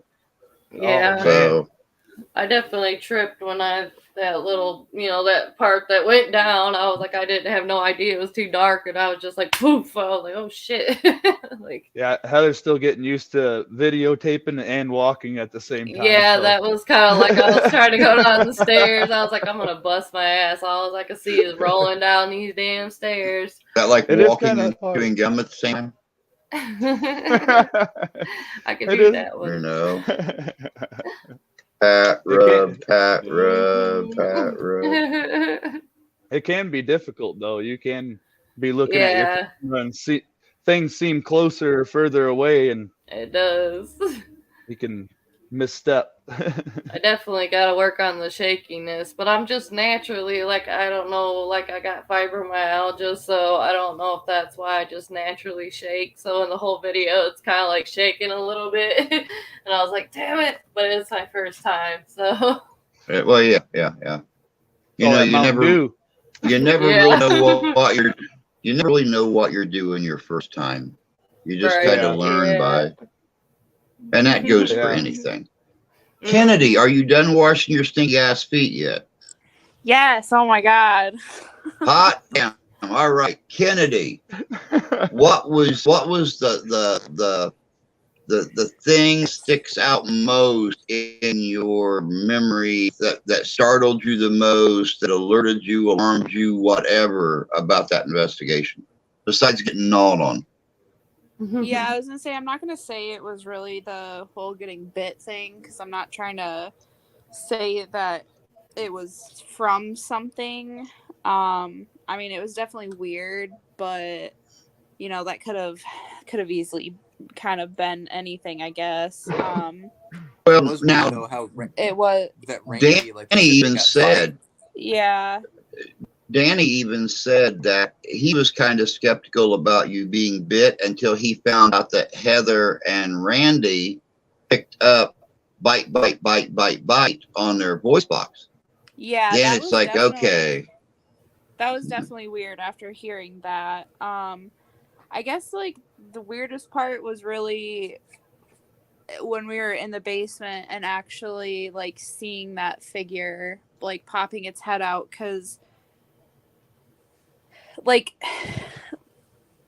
knowing Tommy got that scared from it definitely freaked us all out. But then being down there and standing there at I was standing in one spot the entire time. I wasn't moving around trying to see if something actually was poking its head out. like I tried to see if it was just a shadow or something, but I mean, I pretty much stood in one spot, and it just kept popping its head back and forth, and that was just like crazy because I mean, it wasn't even in the shape of like an animal, like it wasn't small enough to be an animal, it wasn't like a bird or something, Oh, it looked human-like. Yeah, it was definitely the shape of a head. Like you could see the whole head, like the neck and then the shoulders and everything, and it just kept like bobbing back and forth and stuff. That was probably the weirdest. Okay. Now, I don't think you guys were on here yet, but Danny was explaining to us earlier that back in the day, those tunnels actually went under the road to adjoining buildings. And during the real heavy. Okay. Yeah. Do you think that whatever that could be maybe travels throughout that tunnel to other buildings in that area? It's very possible. It could be, yeah. I mean, if they said there's no dark energy or anything in there, then why? I don't know. Usually for something like that to show itself like that is nothing usually good, I'll say. Well, and a lot of people automatically, when they think shadow figure, they automatically think it's a demon or it's evil or something like that. And I don't know. I guess I always kind of subscribe to the fact that you're going to see a spirit, however that spirit is able to show, whether it's shown as a corporeal shadow or it's shown as a mist or it's shown as an echo of some kind. So I don't know. I don't know if it would be evil. Maybe something happened in one of the other buildings. Maybe something happened to this thing down in the tunnels. Could be 100 years ago. And yeah, a worker fell and broke his neck down there or something. And, he's just wandering that tunnel, wandering tunnels all around. I mean, who knows? That tunnel was collapsed too. Maybe the tunnel collapsed on someone. True. Very possible. I don't know. If it was know. under the road, it even could have possibly like people going down in there to like work under the road and everything. There could have had a lot of traffic from that. Yeah, I know I'm gonna mess this up too, though, and but there's someone once explained this to me in like kind of a different fashion, but like there's different dimensions, I guess, like 2-dimensional, that's just like a piece of paper flat. You can see one side, you can see the other side. 3-dimensional is what we live in. And then there's a 4th dimension, which that is where spirits dwell and stuff, and supposedly shadow figures. And then the 5th dimension is demons and basically, any dark entity of any other sort, so I mean, I believe that's how it went, but I might have messed it up, so don't quote me on that, but I think you're pretty close. Yeah, pretty close to what I heard. You should watch the movie The 4D Man. 4D Man? Yeah, it's a really good movie. Old horror classic. I think it's from like the 60s or 70s or something. Okay. Yeah, I'll have to check that out. But yeah, you were talking about like 4D and all that, and I was like the dimension stuff, and it's kind of like what their take on 4D is. It's nothing paranormal or anything like that, but it just reminded me of that. Yeah, more extraterrestrial probably. Like 4-dimensional. I do have to say too that the last time I went in the basement after that shit went down and Drew came back down there with us, I had this like this feeling overcame me where I wanted to like cry, which was very bizarre because I never hardly cry or anything, and I felt like crying. It was very weird. I don't even know how to describe the feeling. Like when I went back down in there again. And you were by yourself? No, after I that happened. I went up there and told Drew. Oh, and you just rejoined the group again? Yeah, was when Down we in the all went basement. down there, he was like standing behind me, and he just kept saying, he's like, man, he's like, I feel like I want to cry, like I gotta cry, man. like I'm so emotional right now, like something's wrong, and yeah. Yeah, I wonder if something was trying to, make you feel its emotions of some sort. that could be true, but I was also worried too that I was like maybe possibly getting an attachment. So I don't know. That could be Nothing, also. nothing abnormal has really happened since then, but I do know I haven't felt the greatest. Right. So, and I remember too that because Kennedy knows, because that night it was like after that basement stuff happened too. Like I felt like really sore. Oh yeah. I don't know why. Yeah, he Just kept, out of nowhere. man, and me and Tommy had like raging headaches on the way home. God, they were horrible. We just raging headaches. But I don't know about him, but as soon as we got back to the house, like I didn't have a headache at all. It was gone by then. But man, Yeah. such bad headaches. I thought I had COVID again when Oh, I yeah. when I got back home, to be honest, because I thought I was like, well, it is 4:30 in the morning. I was like, I'm probably tired. I've been investigating all Smoke night. too many cigarettes. Yeah, I was like, I Smoke probably too much. wore myself out, and then I woke up the next day at 9:00, and I was just like, well, not even 9. I mean, I woke up earlier than that, so only 2 hours of sleep. Went to work and I was wide awake, but when I came back home, it was like 2:00 in the afternoon, and I literally passed out, and I didn't wake up until 8:30. And I didn't wake up once. So yeah, I mean, I guess it did drain I the hell kind out of I of was me. think it the affected same. all of us. Yeah, Yeah. I think when I got home, I was just like ready to go to sleep, which it was like 4:30. And I remember I was starving because I hadn't ate all day. So We were all starving. Oh my Yeah. God, we were so hungry. I was like, yeah, and I Mhm. was like, I gotta eat some food, and then I'm passing the F out. So We that's didn't even what I care about did. eating gas station food. We were like, we need something. Yeah. And I we didn't even even ate eat. like before we went too. God, we were so hungry. I just Oh. passed out. Right. I I do couldn't even remember take God it. for tired. thank God for Speedway hot dogs.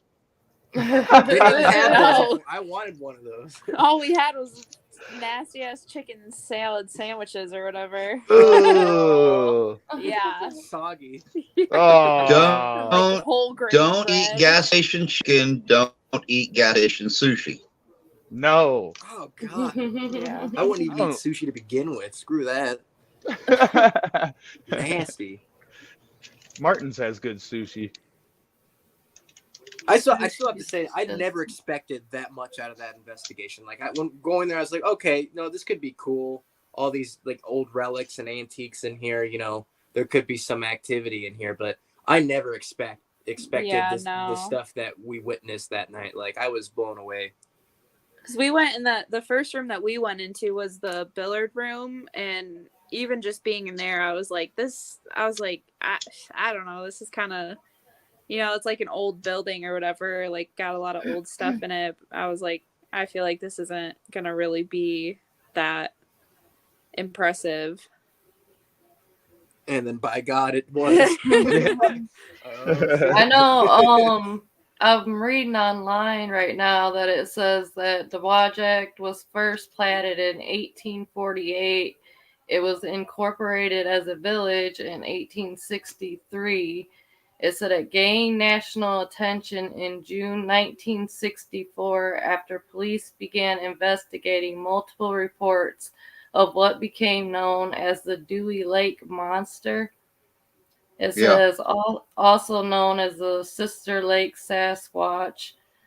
And then it also says something about an orphan train. It says in 1854, the project was the final destination for the first group of orphans brought to the Midwest from New York City on the orphan train.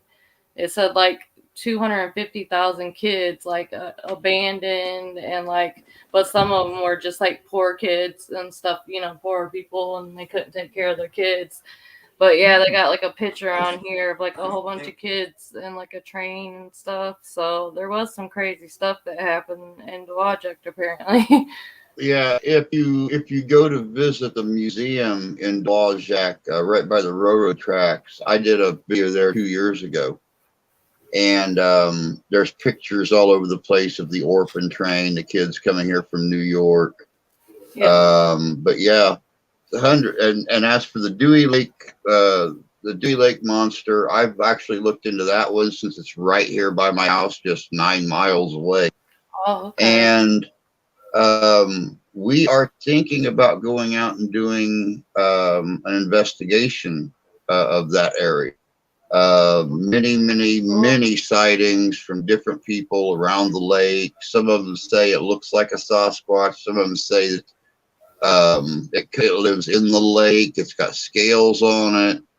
You never know. I mean, if you look up Dewey Lake Monster or Sister Lake Sasquatch, you can find a lot of information on that. Yeah, I was just looking it up. Like, it's crazy. There's actually some videos on YouTube about it too. Right.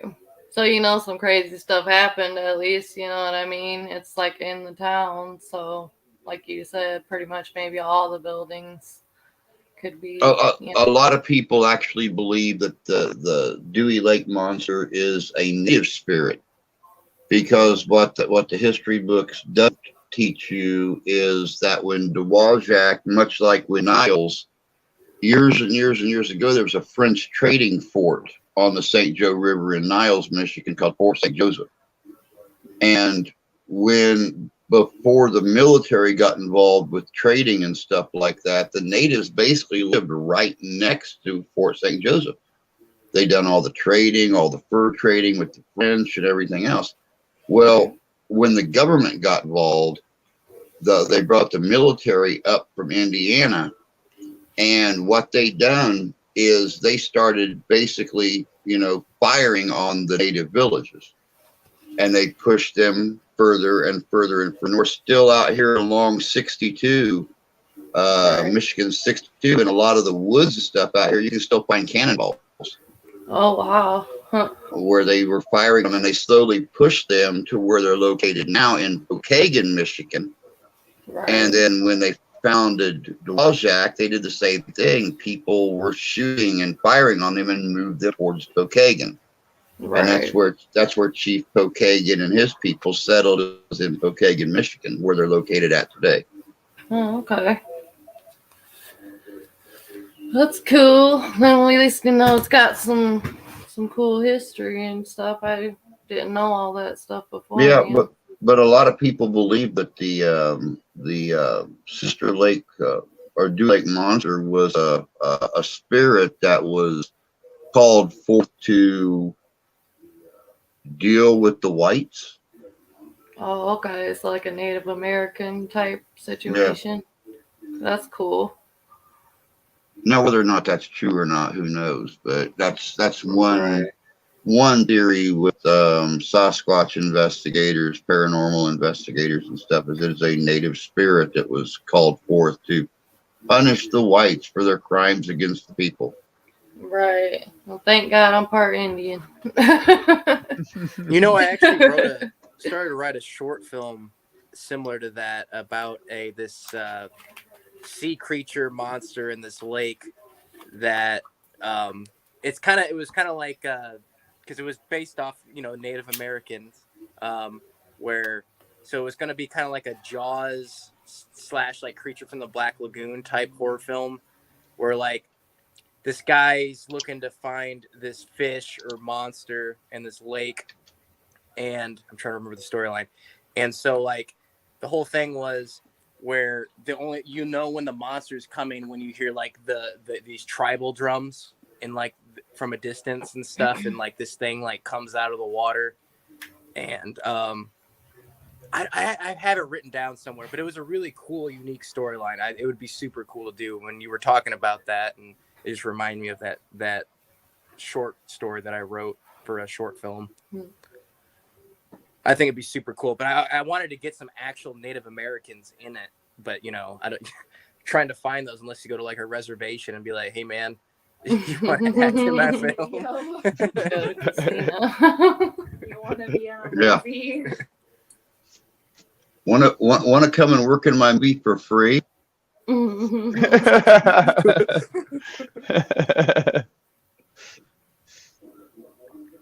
So what? This is not about this investigation, but I know, the things with Mark and stuff. But is there anything about like that theater or the hacienda? Because he's made it sound like that both of them are sounding more like we could possibly do it.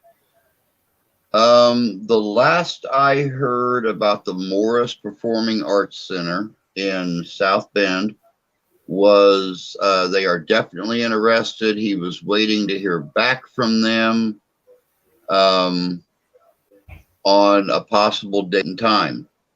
As for Hacienda, once again, waiting to hear back from them. They are very interested in us doing an investigation there. The Hacienda restaurant is a Mexican restaurant in Mishawaka, Indiana, and it was once a mansion.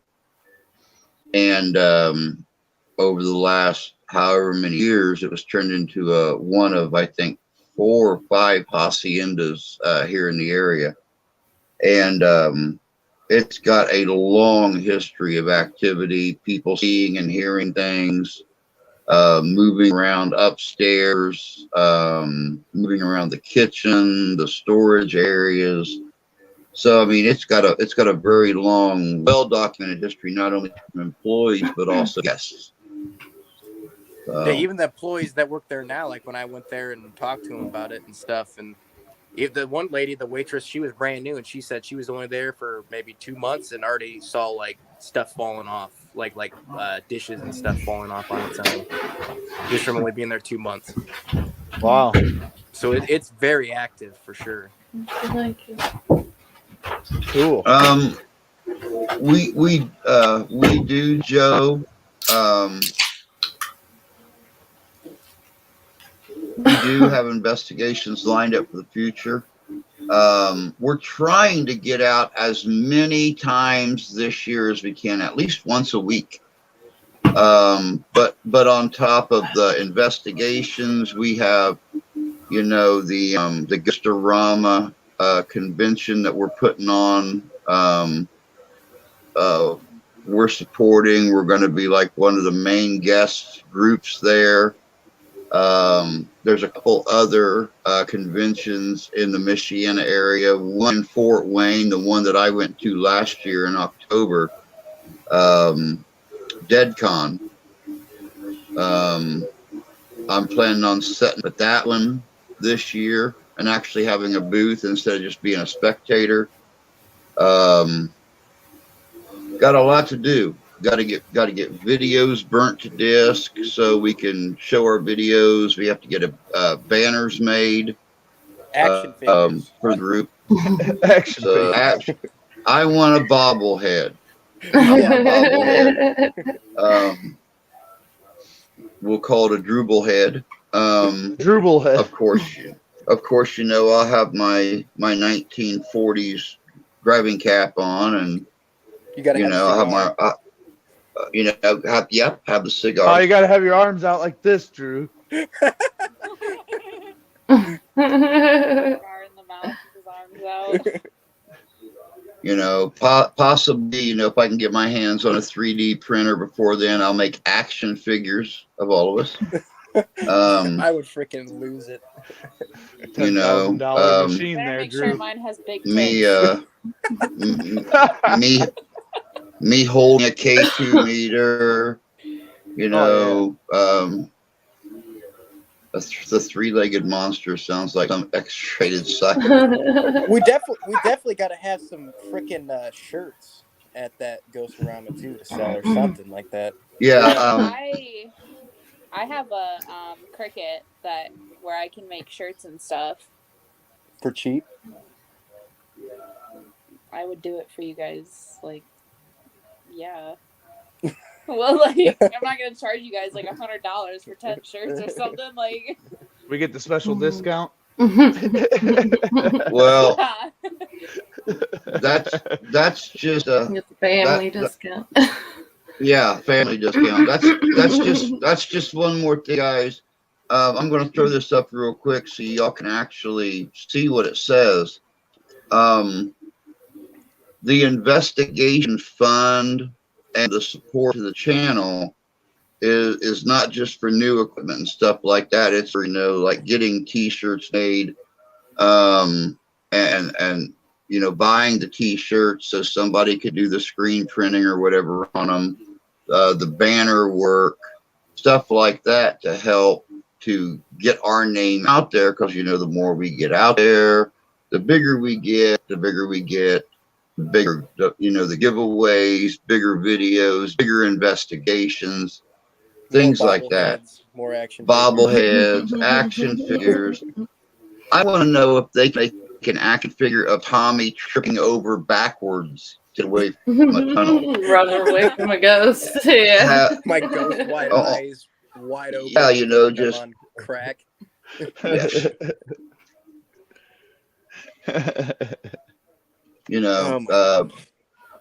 But I got big dreams after what happened last year with the old channel and happened to start over. I'm still bumping into people in other live streams, and they're like, dude, I just subscribed to your channel. You've only got 200 people on there, 220 people. What happened? I have to go through and tell the whole story again. And it's like, dude, keep doing what you're doing. You'll be back at 4,000 plus in no time. You might even see 10,000 before the year is up. It's like, right. But those donations help us to get to that point. So because it gets us out there more. Okay, guys, it is 11 minutes till 9. Randy, your views, yay or nay, on the Paw-Lawton Masonic Temple? I say it's a yay on it having paranormal activity for sure. If that's what you're asking. Oh, I agree. I mean, when I first got there, I thought it was going to be a nay. At first it wasn't. I didn't feel like there was too much going on, but as the time went on, it ended up being, pretty awesome. So, yeah, I say yay. I'm never going Tommy. back. Honestly, yeah, I would probably go back, but I'll be real paranoid for sure, real paranoid. Yeah, like they said, it to me going in there, I was like, this is cool. I like all the the stuff they have in here. Prior to this, never been in a Masonic lodge, so it was super cool finally getting to go into one. And like I said, as it started off kind of slow, and then the thing with the music box happened. And then the grand finale in the basement was enough for me, and I was like, yeah, this place definitely has something in it. And so I have to say it was a pretty amazing investigation and an eye-opening experience for myself. I will tell you that I just let them know about that whole incident and seeing the thing and the bite and everything, and they were pleasantly surprised. They took it really well. They said, "Oh, really?" And they actually made more jokes than they did anything else. But they tended to believe the story and the tunnel and different things going on. So Marty said to let you guys know that if there's a point in time when you gather more stuff, once everybody's done doing their video and you gather some stuff together, if you want to come back out to meet them on a certain night, that they'd love to have you guys do a presentation to the Brotherhood out here at the lodge. So, cool. So they said thanks. So no issues. I told them, I said, you'll probably see some things that look a little weird and off, but I gave permission. And Marty was just worried about touching certain things, and I don't know. He's new sitting in the chair. He goes, well, my worry was that he didn't want to tick off one of our senior members, but a lot of us kind of it is what it is. Everything is good. Everything's happy. And you have an invite to return back if you want to do it again later on in the year. So awesome. Very nice. Awesome. Other than that, what did I miss? Basically, Yeah. The action-packed part of the show. No, we've decided we're gonna get for Ghost-O-Rama. Not only are we gonna get T-shirts made, but we're also gonna get bobbleheads and action figures made.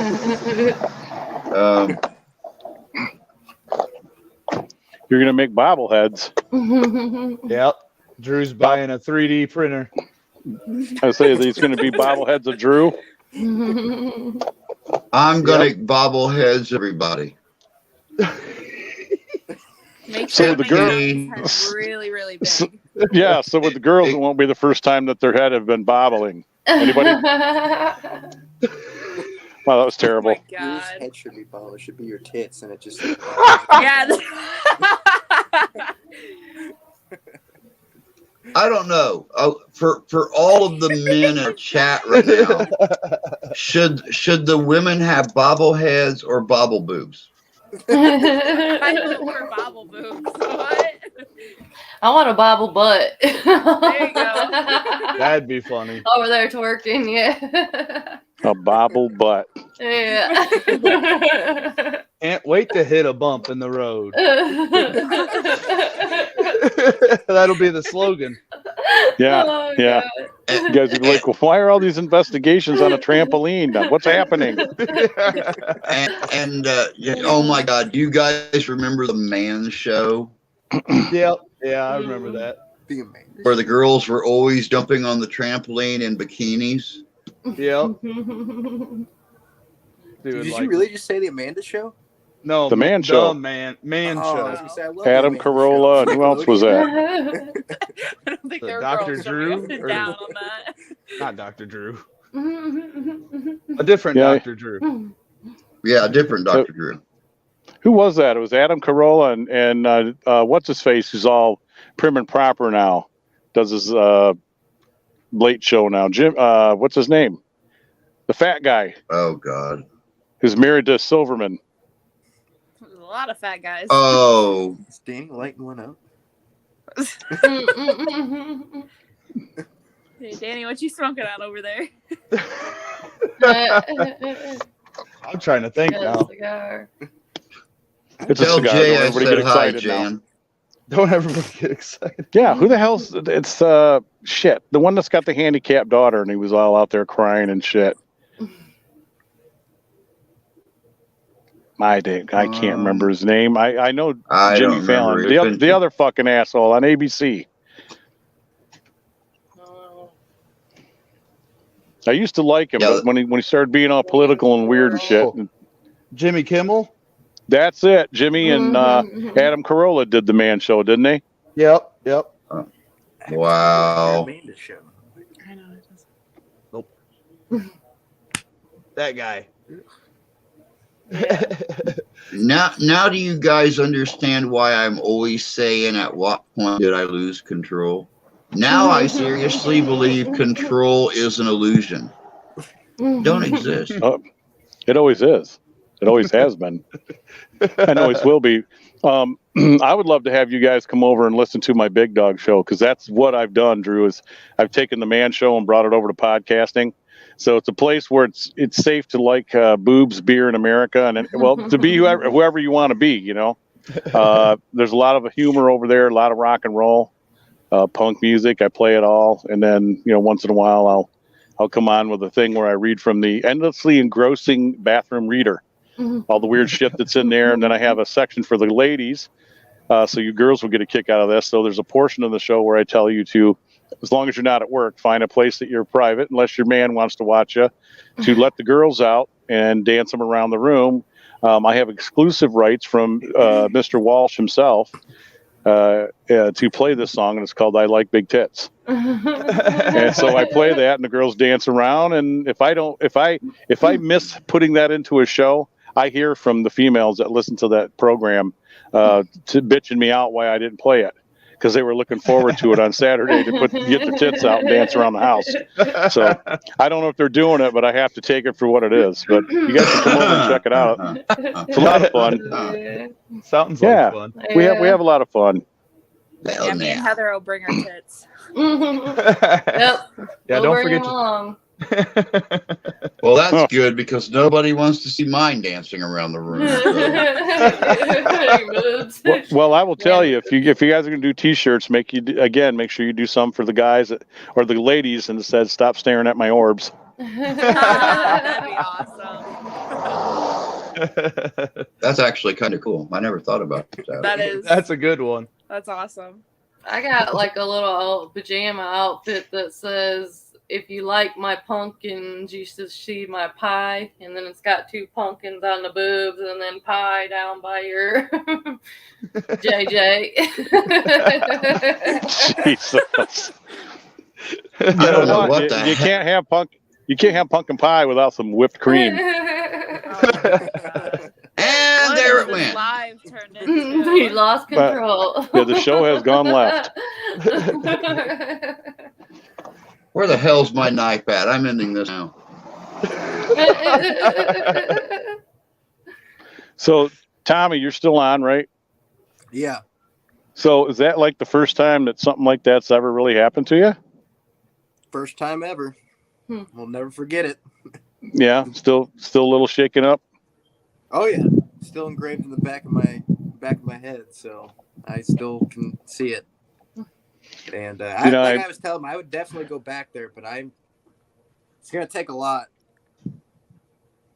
Well, you'll have the opportunity. As I said, we can go back, later in the year, and go in there and check it out. I know how you're feeling. I do. Like I said, first time I had seen that girl at the Upjohn building, and I had been seeing stuff all my life from a little kid, but I had not seen anything solid till, in my 30s and 40s. And there I was, and I saw her, and that haunted me for weeks, man. I am telling you the truth. It, as much as I am into this, and I don't run from anything, and I didn't run from it, but, you just don't expect to see it for real. You're kind of looking for it. So I know how he's feeling. I do. But you'll reach a point where it'll want to spur you on to go further and see more, at some point. The way I look at it now, as soon as Shane gets off his butt and makes a few ghost traps up, we'll go back. Yeah, we can thought that we'll catch him, take him out in the country, re-release him somewhere in a safer environment, like raccoons. I honestly thought that prior to that, I thought when people saw shadow figures or apparitions, honestly, I thought it was like maybe not a load of horse shit, but I was like, yeah, I don't know if this thing's actually, this stuff people actually see or if they're just, imagining it. And then it happened, and I was like, okay, maybe this stuff is not a joke, No. And like I said, I'm a paranormal investigator, but that doesn't mean that I 100% believe in ghosts in the afterlife. I'm still somewhat of a skeptic as well. So I'm still learning and seeing new things that I've never seen or heard before. So, and that's understandable. Yeah, you're going at it in the right way. I mean, that's exactly how I was about, the touching, scratches, touching, all that. I was the same way. I was constantly like, oh, come on, because some of I know a guy down in Alabama still does this, and this guy's pushing 300-400 pounds. He's a big dude. We call him Bobcat. And he was telling me one time he was picked up and slammed against a tree. And I'm thinking, shit, 2 NFL football players couldn't pick you up and slam you against a tree. It was one of those things. So, about that time, probably about a couple of weeks after, he had shared that story with us, I'm at work because I worked in a paper factory in one of my security jobs. And I always worked weekend and overnight shifts, just loved it. Anyway, I'm in this no longer used section of the building, which is about 150 years old as it is. And when I'm in there, they had a real heavy metal bench, and I'm in there with one of my guys, and we heard movement in there all the time. So what I did is break our company rules. I took a recorder and stuff in there, and I went down in there with him, and I said, listen, I hear you, if you want to, scare us or show yourself, do something that we can see. And behind me, that metal bench, which is probably a good 45 pounds. Dude, it was like, eep, and I slid across the floor. And the next thing I remember, I was halfway up the steps. I don't even remember moving from that spot. So I know what you're saying. I was into this and wanted it, but I don't mean to interrupt, but This is the second time this has happened in probably like a week. You were here both times. It was literally in a week. Here in my apartment, as while Danny was speaking, I have this beer, Miller High Life champagne glass. It was like limited edition a couple years ago. It's a bottle. And we were sitting here, nothing's moving, and it fell over. Like it made us jump. And this is the second time this has happened in like a week. And it's the same exact bottle that fell last time. And we were sitting on the couch, not even in the kitchen, nothing, and it just fell on its own. Like when you've been on the show or what? Yeah, just now. Oh, just now. Weird. And I don't know. Maybe somebody wants your attention, man. That's why I'm starting to think like what me and Drew were talking about, like maybe stuff following us home and stuff. I don't know, but it's just weird for that same thing to happen and nothing. It's literally the same exact bottle. Yeah. Weird. So. And Randy, Heather, me, Randy, Heather, and Kenny tomorrow are supposed to have a overnight investigation here at my house or apartment, doing a Ouija board session, and then kind of doing what Drew did, where we're gonna leave the webcam on all night. So we're gonna do that, and then use some of our devices, and then they'll probably go, and then I'm gonna go in my room and see what happens. But just judging from that, I don't know. It's weird. It's very weird. I'm not saying I have a lot of activity in here, but that is going on in the past week. So I don't know. And I really hope I don't have anything following me or attached to me from that basement. Because, oh my God. If you do that Ouija board session, you'll find out. Right? So weird. Yeah, I just had to add that because that scared us.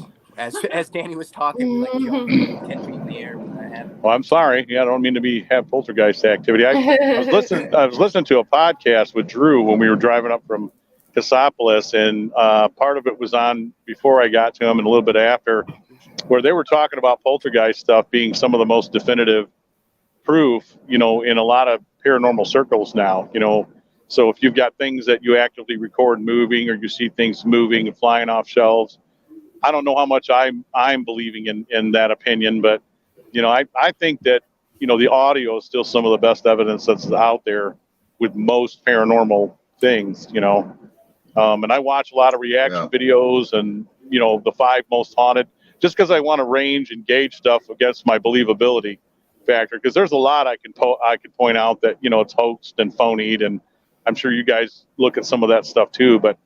Every once in a while, they got one on there. I'm not so sure. I think it's real. It's just some weird shit. Yeah. I got guys up here on the panel. Make sure to hang out when I shut this down. It is after 9.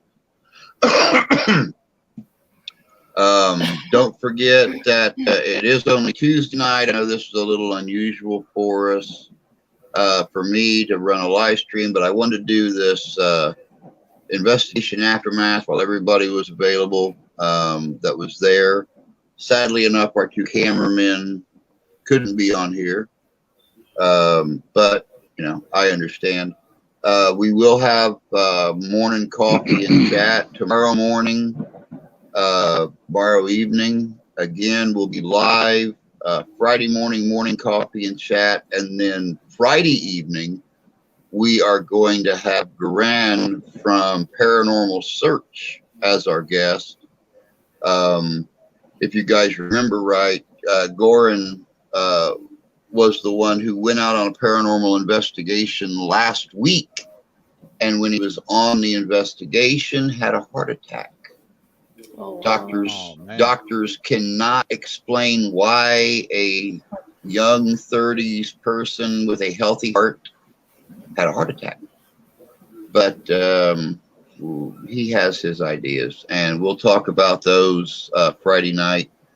I want to thank everybody for coming in here and joining the investigation aftermath night, listening to all this stuff about the Paw-Lawton Masonic Lodge. Does anybody have any closing? I will give you guys some new information update. Building put up in 1884. I, after talking with them, discovered that 1887, I think, is what I sent over to Austin. I think that's what I sent to you.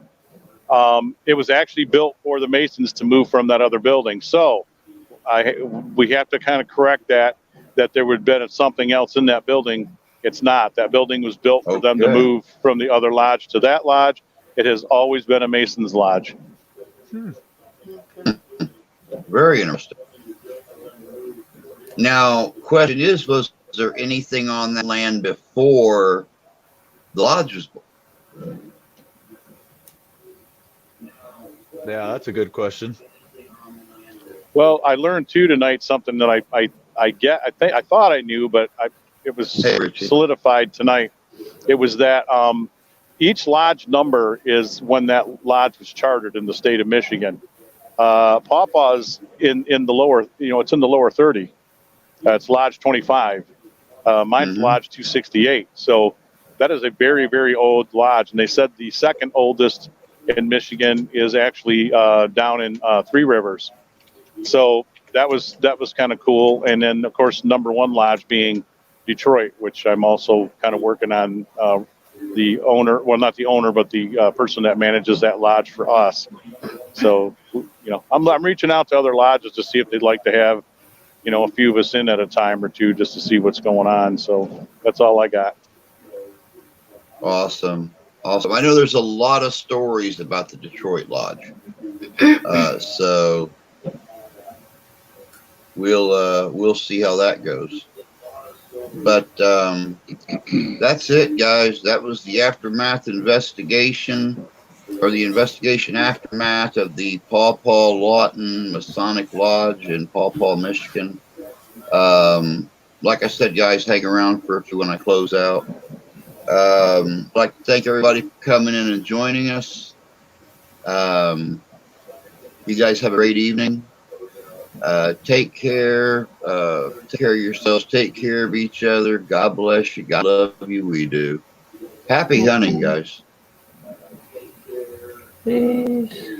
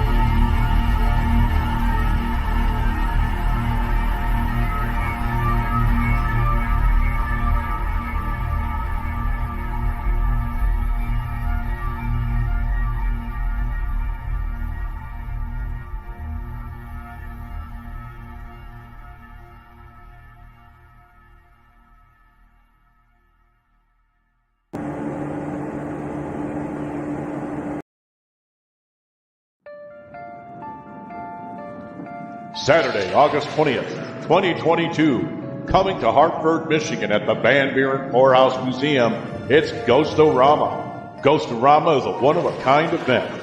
It's a paranormal meet and greet / flea market / Comic-Con, car show, and much, much more.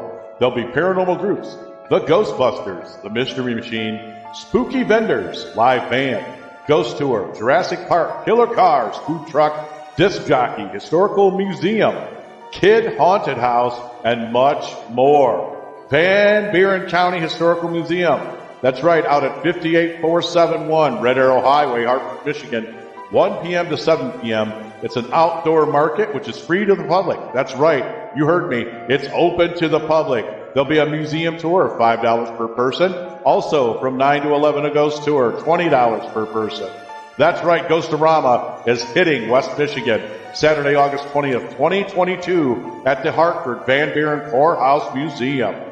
This is sponsored by Southern Michigan Paranormals, UnrestrictedRadio.com, the Great Lakes Ghostbuster Coalition, How to Halloween, Frankenfest, and the Midwest Parahistorical Society.